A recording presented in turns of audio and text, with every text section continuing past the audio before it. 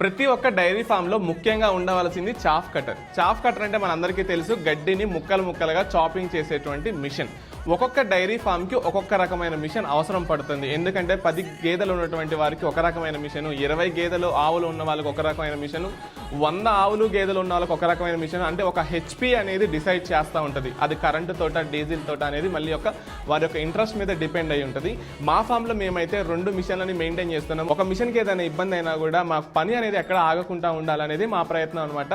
ప్రతి ఒక్క డైరీ ఫామ్లో ముఖ్యంగా ఉంచుకోవాల్సింది చాఫ్ కటర్ అండి. ఎందుకంటే గడ్డి మనకి ఇప్పుడు పండిస్తున్నాం, ఎదుటిలాగా బయటకు వెళ్ళి మేసి రావటం, లేకపోతే వరాల గడ్డి కోసుకొని ఇంత ముక్కలు డైరెక్ట్గా తినడానికి అనుకోగలేని గడ్డిని మనం ఇప్పుడు పెంచుతున్నాం. సుబాబులు కానీ, హెడ్జులూస్ అని ఇట్లాంటివి మనం పెంచుతున్నాం. కాబట్టి ఖచ్చితంగా మనకి చాఫ్ కటర్ కావాలి. రెండో విషయము, మనము ల్యాండ్లో లీజ్ తీసుకొని లేకపోతే గడ్డిని మనం విత్తనాలు వేసి పెంచటము, ఎక్కడా కొంచెం కూడా వేస్ట్ కానియకుండా చాలా జాగ్రత్త పడుతున్నటువంటి వాళ్ళము మన రైతు సోదరులం.